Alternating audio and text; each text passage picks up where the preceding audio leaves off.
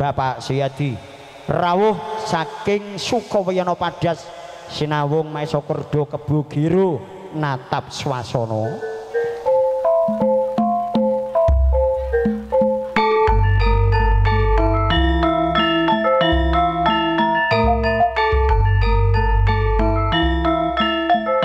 Bersama Lena Tabati dengan senengker sedheripun putra kakek nimbalen kabeh adha nggih nggih kapurwakan lum tinampen atur pasrah penampi sawetawis tinagena tanggapat atur pasrah sulisane Bapak Sukaji Ibu Marti kursarirani Bapak Sukarman tule mangke katampi ngugati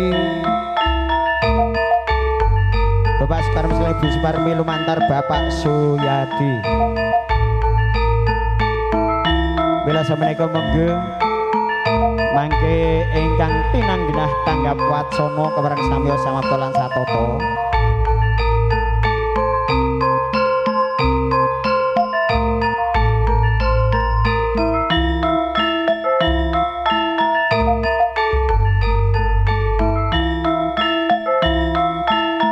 pangapunten menika mangke kepareng hanampi tanggap wajah pasrah demangipun Sambirjo Bapak Susilo Mbah Yadi ndo enek sing nom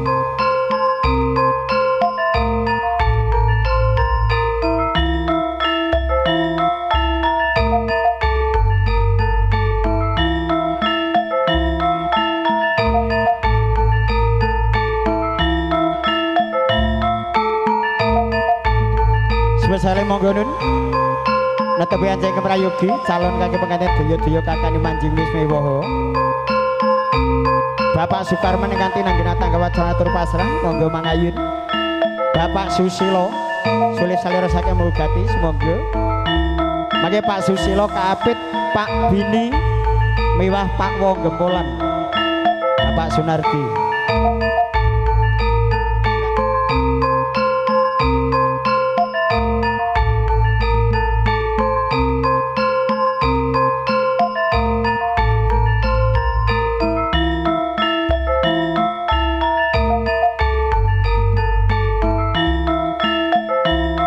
asisten perias ngenteni apa ki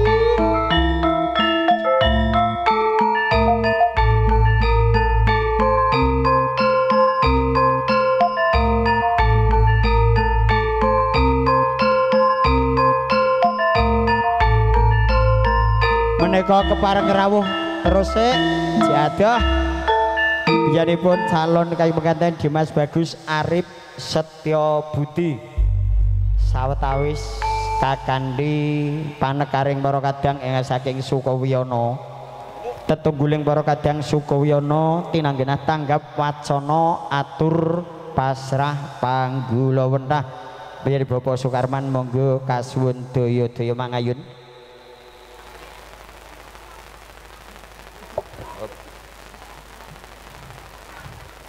kunjuk Bapak Sukarman Pak Karman monggo lung tinampen atur pasrah penampi sawetawis tumuli kaleksan kasebadan kunjuk Bapak Sukarman miya Bapak Susilo sasana swasana kawula aturaken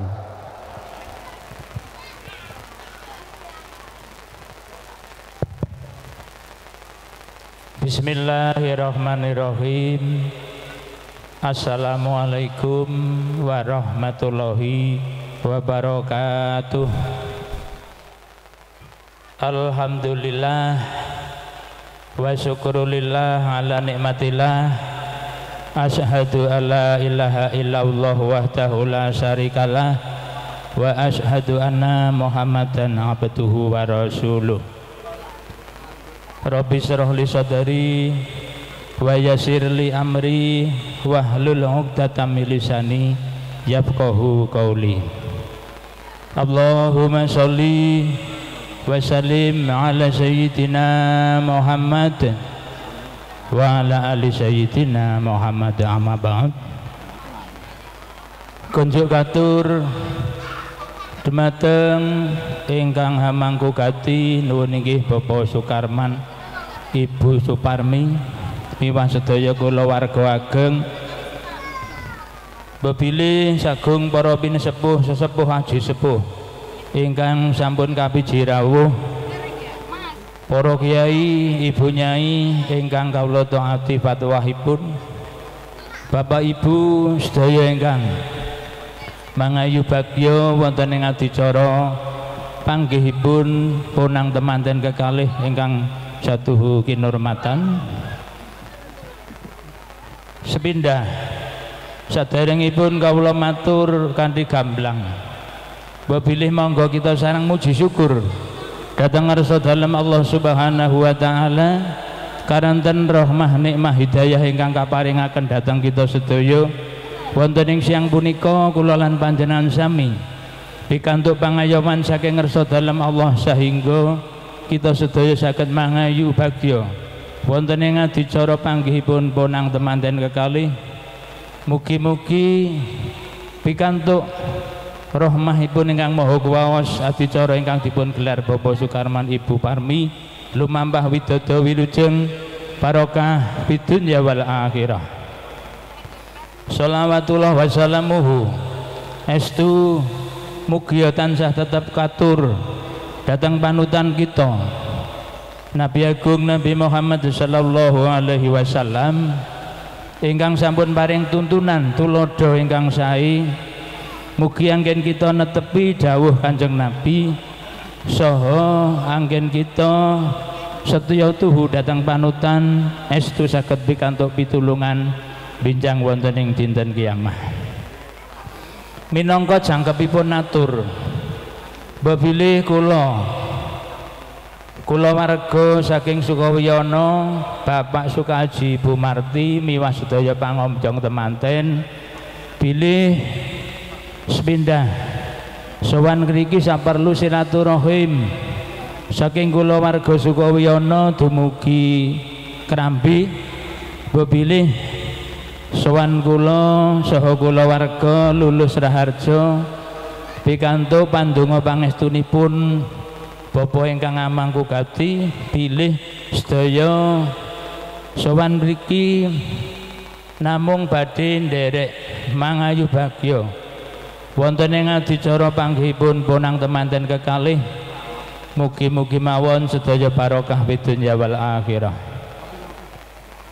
Salajengipun bebilih Bapak Sukaji Ibu Marti saking Sukawiyono nglarapaken ingkang putra pun Mas Arif bebilih badhe suwita wonten ing ngersanipun Bapak Sukarman Ibu Parmi.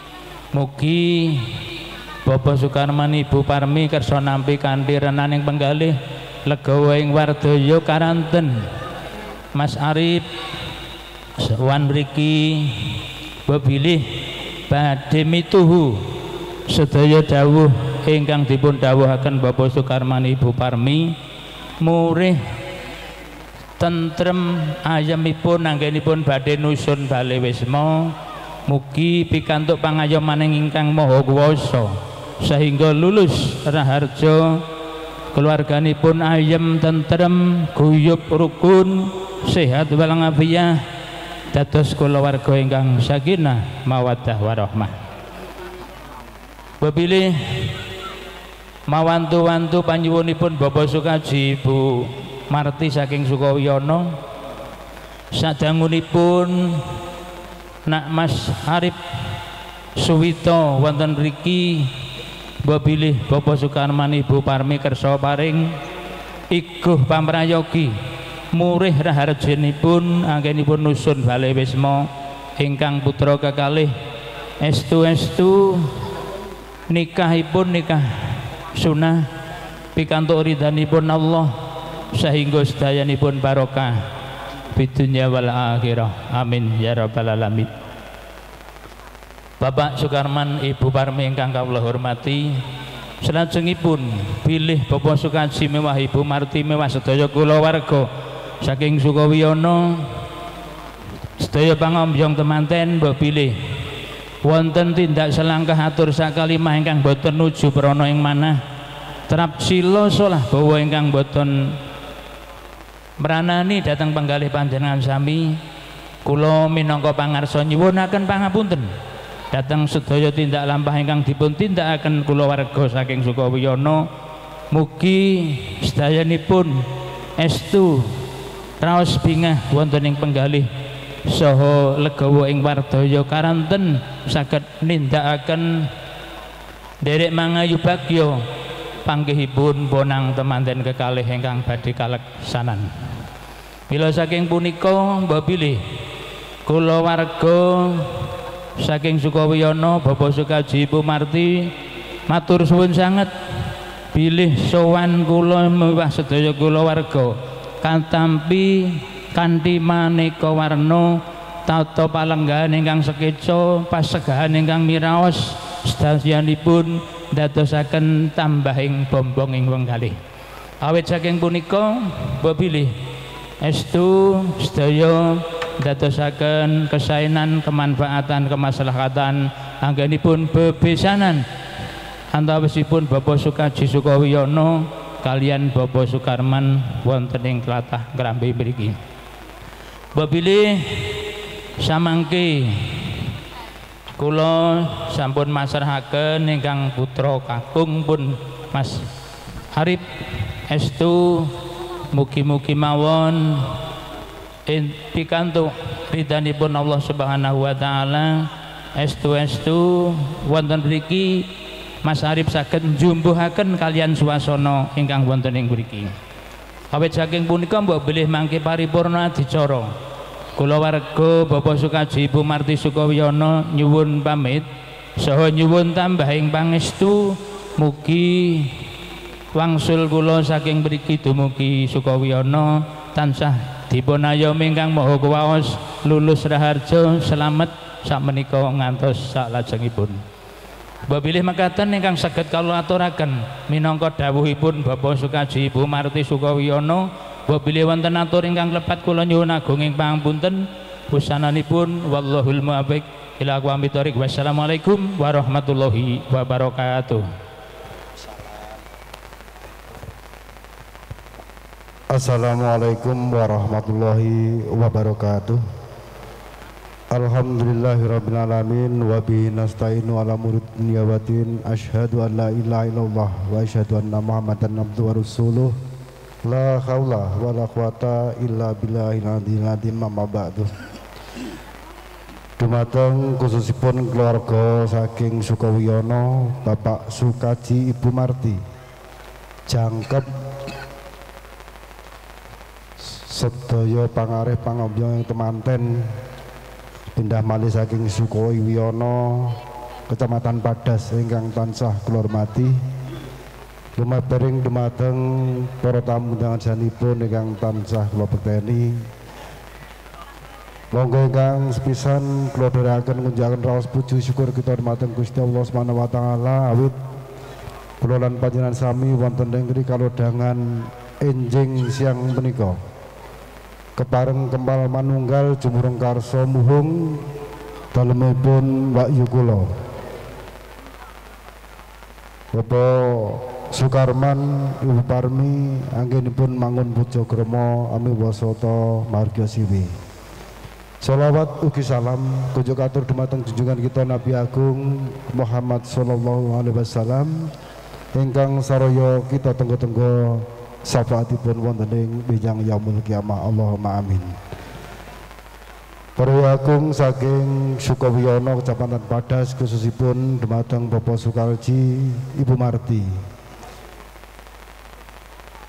Kula minangka wakil saking keluarga mriki yang ngaturaken sugeng rawuh mbok bilih anggenipun rawuh panjenengan anggenipun keluargi mriki nampi wonten ingkang kaliwat Jawa Tasta utawi Pambagri Harjo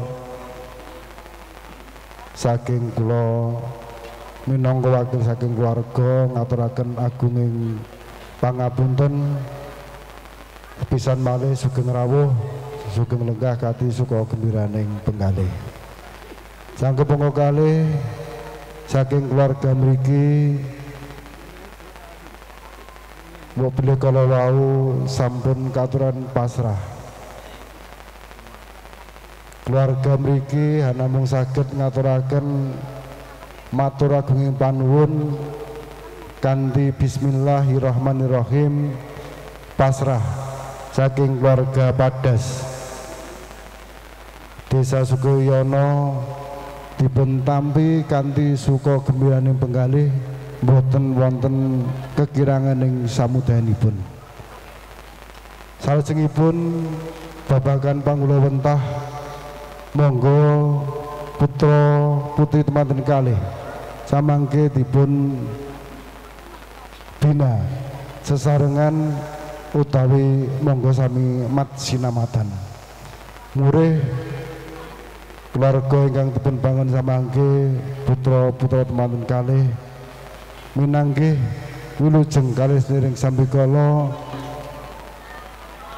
dados keluarga ingkang sakinah mawaddah warahmah. Keluarga ageng saking Sukowiyono Kecamatan Padas ingkang tansah kula hormati, kula bilih samangke sak sampunipun titi laksana rampung wonten kalunggaran wedal keluarga saking mriki sanget remen mbok bilih panjenengan sedaya nderek mangayu bagya menikmati fortuna elektron ingkang boten sanes inggih saking kang dipun pangarsani dening Bapak Kepala Desa Ngrendeng Kecamatan Sine dumugi purnaning acara. Salajengipun mbok bilih mboten ngersakaken wonten kegiatan ingkang sanes keluarga saking Ngrendeng hanamung saged nderek tetungga. Mugi-mugi konduripun panjenengan sami dumugi dalemipun panjenengan sami Sukowiyono Padas minangkih wilujeng kalih sliring sambikala semantana ugi nyuwun doanipun mugi-mugi keluarga Ngrendeng mriki kantuna manggih suka lan raharja. Kula bilih mekaten ingkang saged kula aturaken wonten kekirangan anggenipun kula matur nyuwun pangapunten ingkang saageng-agengipun. Wassalamualaikum warahmatullahi wabarakatuh. Nuwun.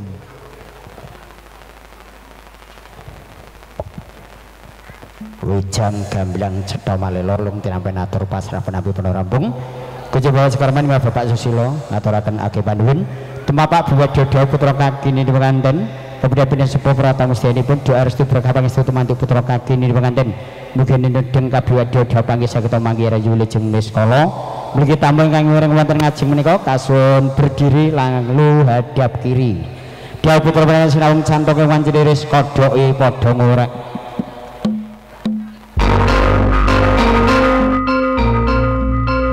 Suci meneng sawetawis saged para tamu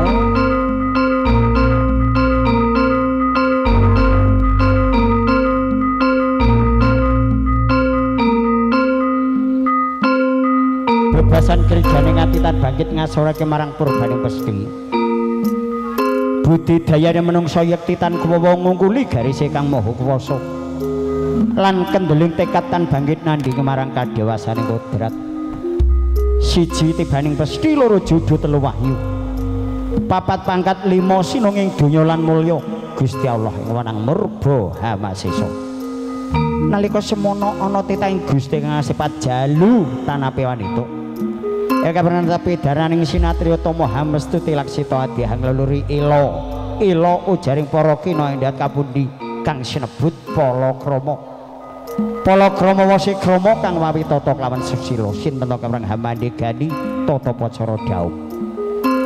Lah menika ta pujangga agung pemberian kula Bapa Suwarna.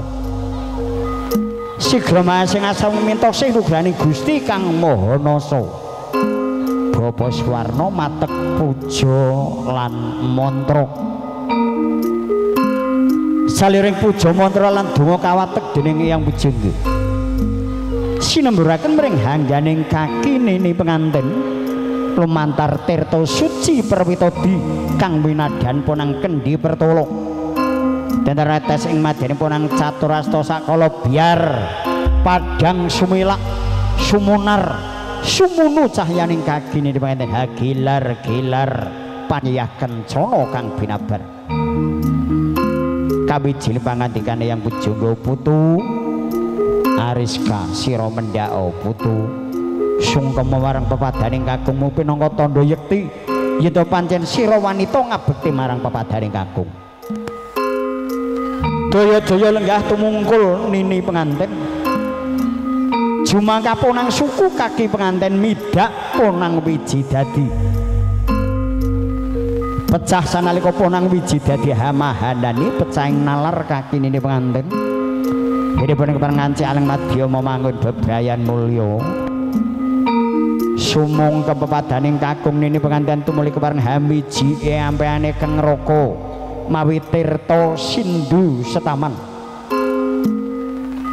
tirta sindu setaman ketinggal kambang-kambangku mambang sak madyaning bokor kencana pinangka sarana hangi cali sukerta durgama lan memala ingkang sinandhang dening kaki penganten murih karya teguh hayu rahayu tumeka kang jinangka sembodo kang sinedya gagah kang jinangkah basuki ingkang samya kaeksi dening kaki nini penganten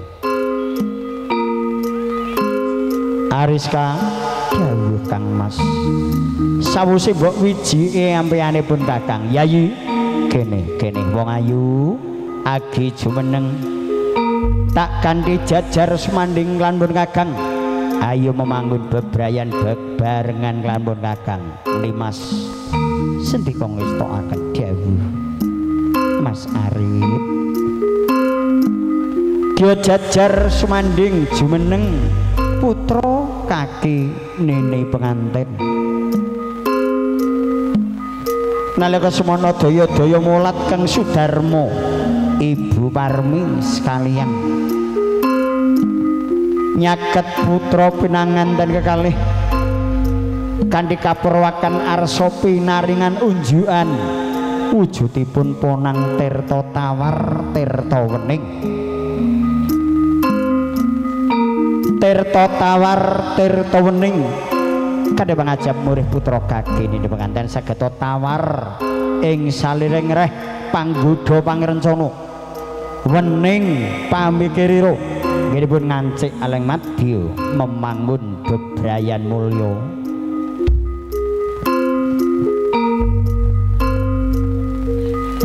tirta tawar tirta wening linambaran weninging kalbu putra pinangan kekalih mahanani saged manggih kamulyan manggih katentreman anggen senipun samya bebrayan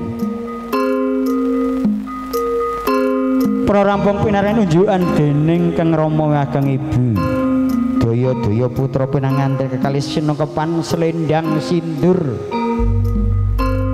selendang sindur ingkang awarna gula klapa setorta abang putih ingkang pinangka sarana hambayongi putra pinanganten kekalih dupi putra pinanganten sinekepan selendang sindur daya-daya binayong dening Rama Ibu sawetawis kalenggahaken wisma utami tumuli mangke ugi daya-daya kakane manjing sasana pagelaran Jawi pratandha pralampita biwadya prarampung yekti ketingal maya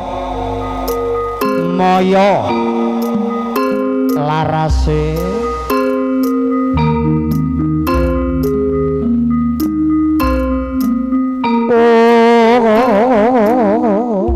Bapak Ibu kalau dereng kepindhara lenggah malih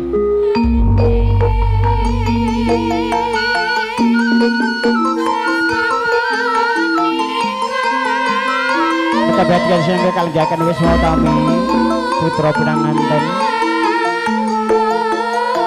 Sri Narendra sampun rawuh kahaya para hamsari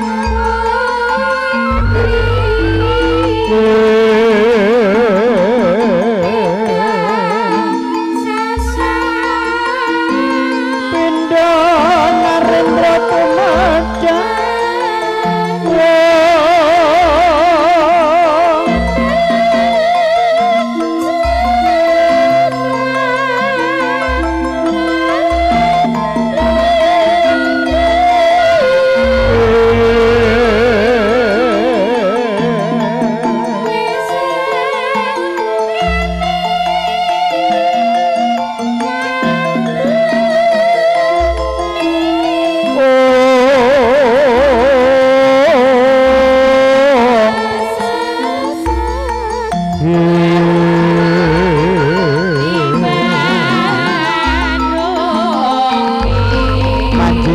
sasana Iwahaya sasana Pagelaran Jawi putra pinangan cerkane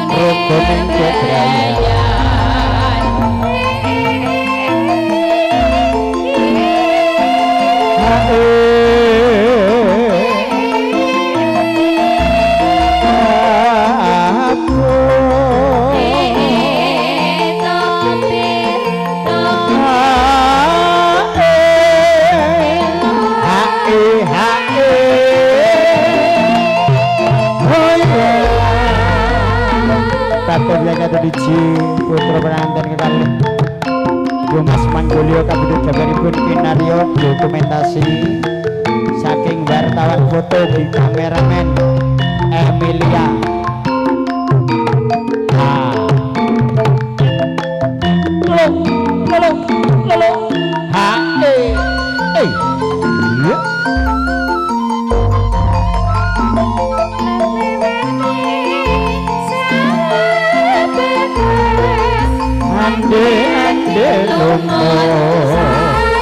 saya katut akeh ora padha ngomong-ngomong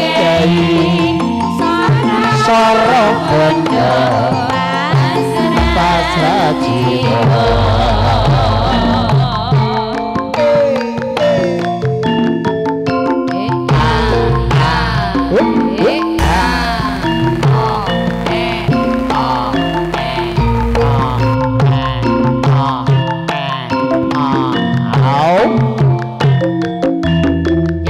Mas Manggulyo Kabupaten Jabaripun pun rampung mulai wangsul malih wonten sasana Palerman.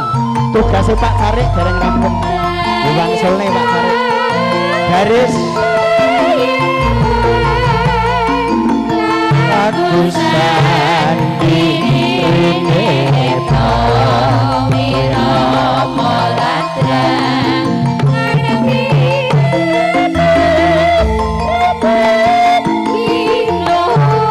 Pengutaman Berawu ngaturaken wilujeng Berawu.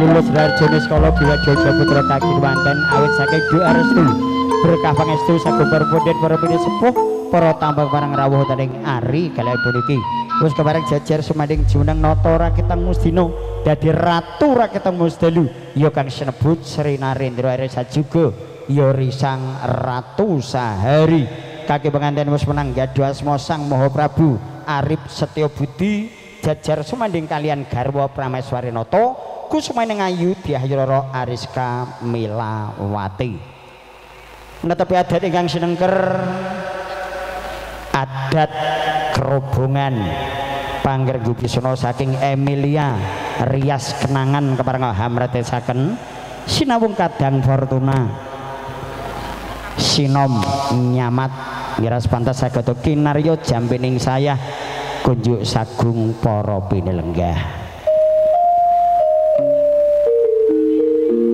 nolaku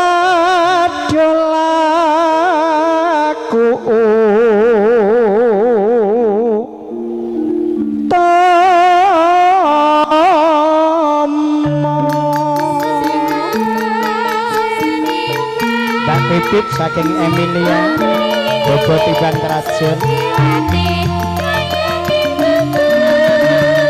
Kombrape wong tanah Jawi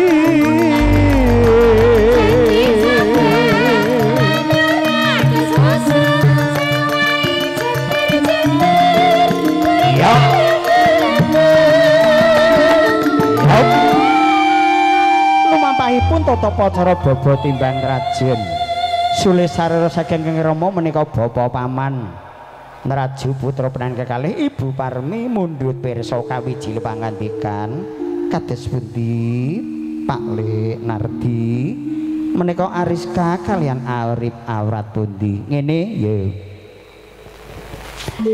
yen tak timbang padha bobote padha timbange keponak aku sak kloron iki mangwerdi dadi wong tuwa ngono aja bedak-bedake anak mantu anak dhewe aja mencindhe ban siladan mligine si Arif iki uga direngkuh kaya dene anak nggonmu nglairne dhewe mekaten nggih kuwi timbang wis padha bobot bibit bebet katresnaning bocah sak kloron kaya-kaya pinesti lan generis dening Gusti judune Ariska ya si Arif iki bobot timbang racun kerampungan Mbak Ais nyuwun tulung lanjut Nduk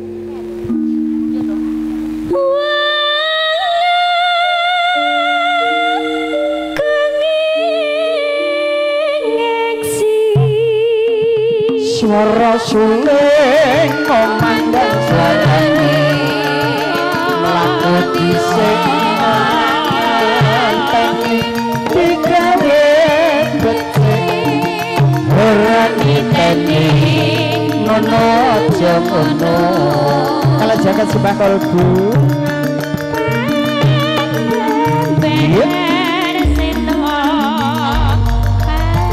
ora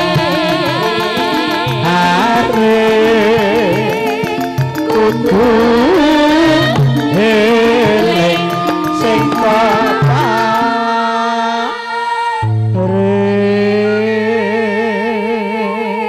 Mas Arif kula pun Ariska ngaturaken sungkem gonjuk Kang Mas wong ayu garepun Kakang Ariska tak tampa bektimu tak tampa sengkemu ora lewat puja pangestunipun Kakang Tampanono wong ayu kula pun didajah jimat Kang Mas Ariska dawuh bebasan sak jagat ora genep papat sak donya ora ana lima sak bumi mung siji sliramu yayi kang tak tresnani sanget ing panuwun kula Mas Arif kene lungguh maneh jejer semenenganipun Kakang wis tokaken dawuh sebagol bu kerampungan wanita saka tetembungan wani ditata kagon kewajiban bangun miturut manut dawuhipun Kakung jer dawuh saking Kakung kala wau mboten nalisir saking ugregeng waton lanjut nak geser kalau sekarang sok guru kaskaya Yenduk Lydia Kapati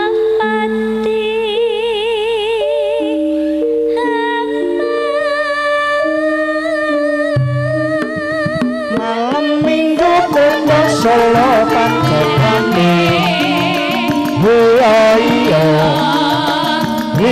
iya ganteng raya nyambut gawe Ariska Tampanono guna kayaku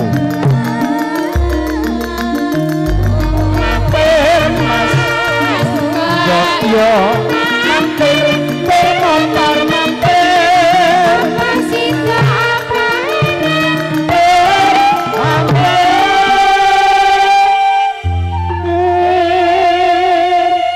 iki guna kayanipun Kakang ya bandaku ya donyaku sok glogok kabeh tak paringake marang sliramu Ariska sanget ing panuwun kula Kang Mas sasampunipun guna kaskaya kepareng kula tami monggo dipun titipaken Rama Ibu mengkono ayo tak kandhi asok guna kaya gacar kucur priya saka tetembungan kulina ngoprikaya kagan kewajiban hanyekapi kabatanipun keluarga menika werdinipun tumuli tata pacara titipan guna kaskaya pun titipaken Rama Ibu kasimpen dening Ibu mangke sak madya gedhong peteng kanthi pangajab saged ngrembaka saged sempulur rejeki putra kaki niki penganten ing tembe wurunipun menika werdinipun Ariska dawuh Mas Arif pun Kakang wit esuk durung sarapan coba aku ngersake dahar bebareng kelawan sliramu wong ayu mban prias dedaran diasta mrene lanjut nak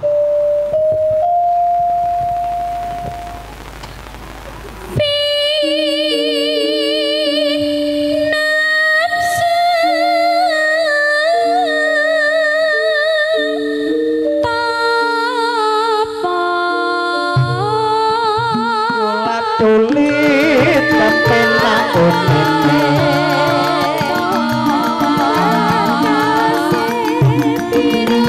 ugal-ugalan aja ditiru mundak dikeguyu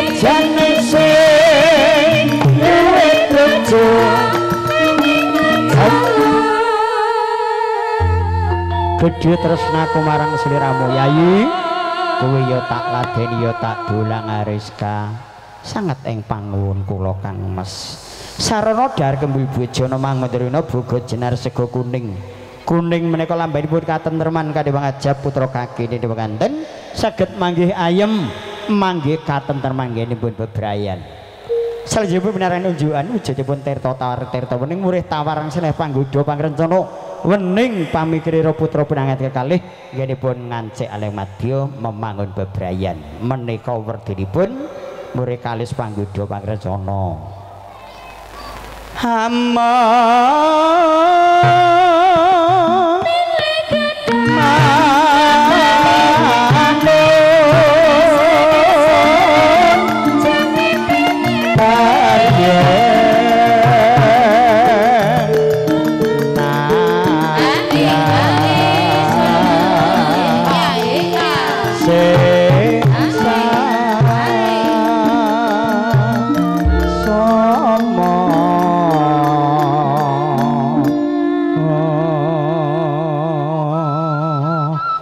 kadang bisan masih mangasrana sasana Pelarman duta pamethuk Pak Mardi Nocecala saking Lik Surasa ngendikanipun Pak Mardi monggo jenggar saya palenggan samapta nggih kadang pisan daya-daya pinapak kakang Manjing Wisma Iwaha satawis babile nyuwun dipailah dipangestu kadhe mangajab ing antawisipun Bapak Sukaji Ibu Marti miwah Ibu Parmi sekalian dimen padha mari anggone padha kangen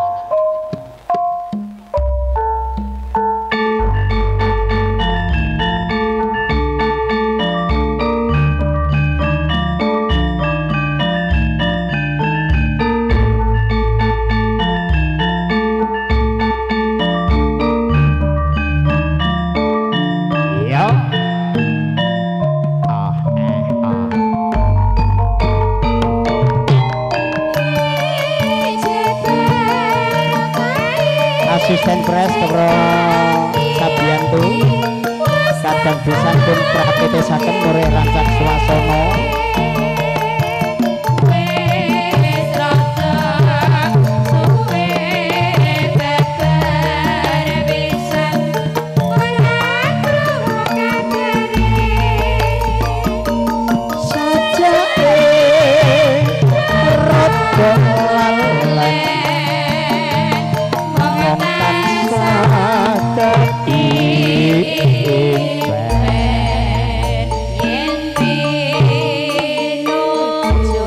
pareng rawuh Bapak Sukaji Ibu Marti saking Sukawiyono Madas Ngawi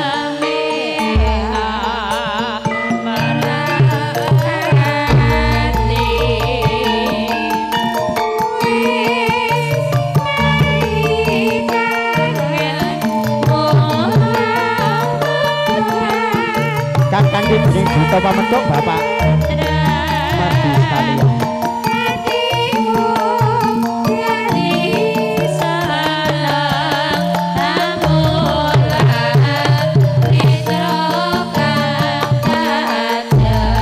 Gati sampun-sampun sang ngati tarpat gung nampi rawuh kadang pisan sutresna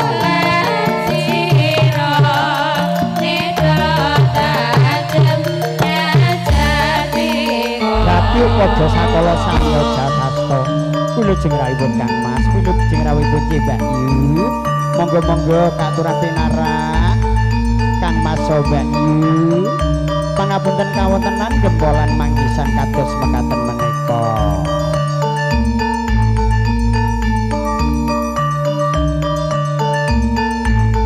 Kadang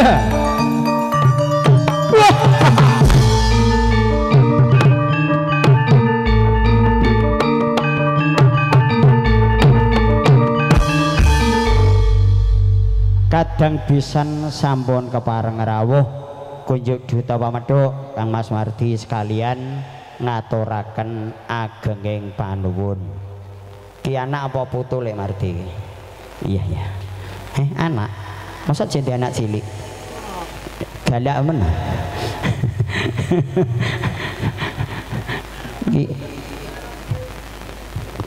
Iki tenan anake. Dune. Tak kira nek anake senes Pak Sari. Tak kira nek jane anak semono sekti men. Lah iki ya bare aku. Bawong sak aku iki salah wis. Wis kari tela telolor kidul tolah toleh. Rama ibu jangkep Anjajari ciptaning kayun daya-daya putra kakine wonten tepi darmaning putra Sungkemering Sudarma ujaring kusarjane ndat sujani budi Sungkemar Rama bangga sepisan kai penganten boten kepareng gaduh ponang pusaka kaping kali jimat kemat kaping tiganipun gambaran sloka lolos saking mateni suku duta panglolos ponang duung Mbah Sumadi duung mapan wonten gigir walikatipun kaki penganten daya-daya kalolos samoto ingkang modinipun kaki nemanten daya-daya Sungkemar Ibu salebetipun Sungkemar Ibu yekti tansah gedhe ing pamujine.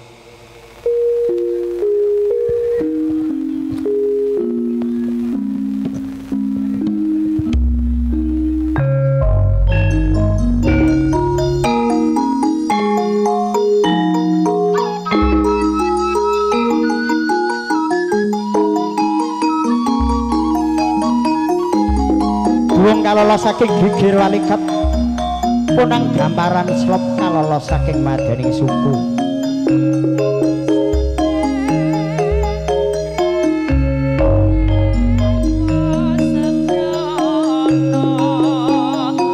daya-daya putra kaki manen sowan ngarsa Rama Ibu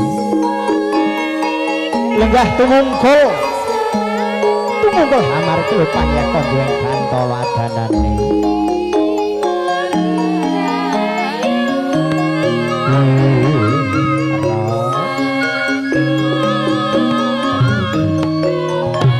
Klopon Arif ngaturaken sungkem mugi kunjuk Ibu Arif tak tampa ya Le pangestune ibu tan kendhat tumandu marang sliramu cah bagus aku titip karo kowe Arif getih sak tetes balung sak ceklek daging sak tampel kulit sak suwek wujudi anak kewadon si Ariska tresnanono lair tulusing batinmu ya Arif estokaken dawuh Ibu paman sungkepan bektos kula kunjuk Ariska tak tampa yenduk pangestune bapa pamanmu tumanduk marang sliramu mahani katentermanmu Ariska sangat ing panduwur kula paman kono sowan marang ibumu ponak aku bocah bagus Arif kene genti nyaket marang bapa paman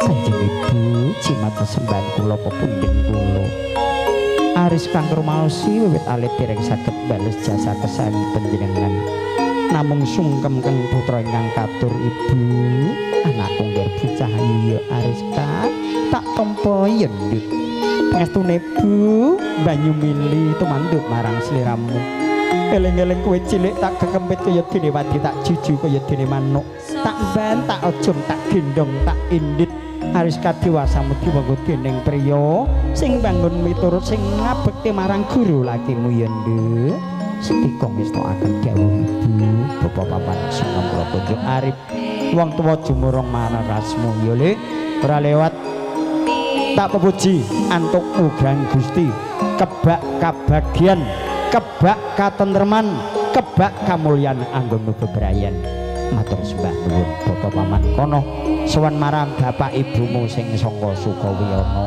ngestokaken dawuh ya Nduk sowan Rama Ibu sing sangka Sukawiyana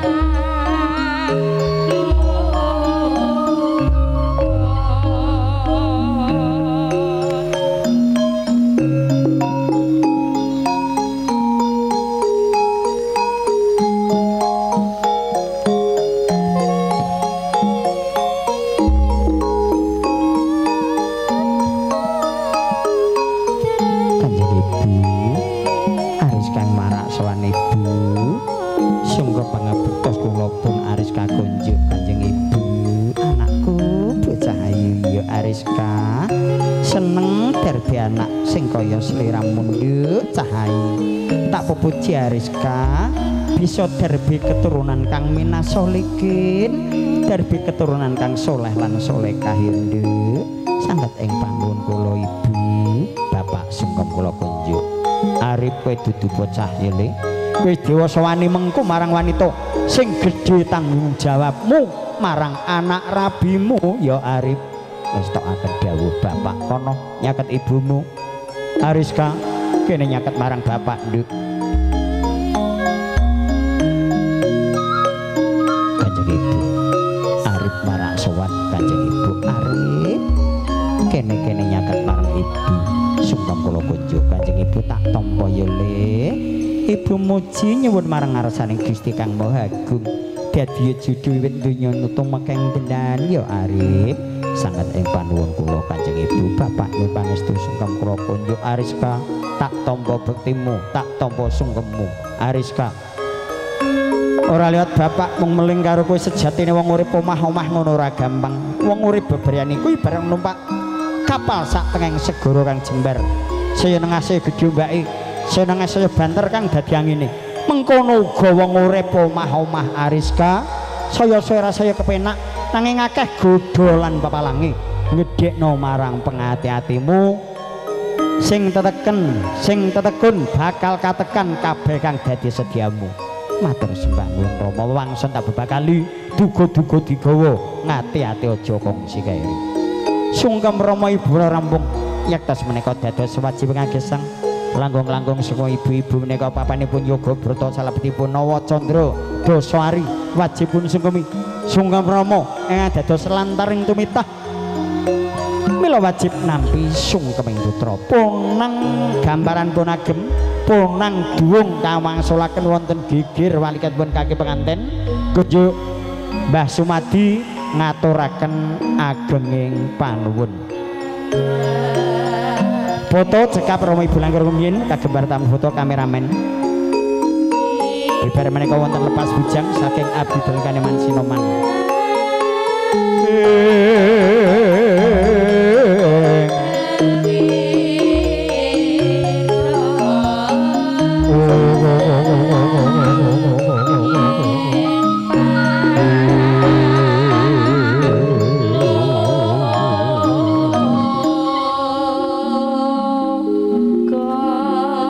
Abdi Dalem Kaneman Sinoman gempolan ngrendeng badhe ngawontenaken tata pacara lepas bujang paring doa restu dumateng putra penangan kalih nggenipun nilaraken jagating ketimuran ngancik tataraning alam bebrayan. Miras pantes samapta arsa lelados kunjuk ngarsa para tamu ingkang angga sepisan. Panyuwunipun kadang-kadang Abdi Dalam Kaneman Sinoman gempolan tombo kangen. Nah, ketua Sinomane Mas Kirna wis dawuh Pak tombo kangen ya oke. Mantir kali jumeneng mekaten ugi Bapak Ibu jumeneng nampi salam saking kadang-kadang Kaneman lepas bujang Abdi Dalam Kaneman Sinoman gempolan tetungguling karo kadang Mas Kirna monggo pun pratitesaken tombo kangen.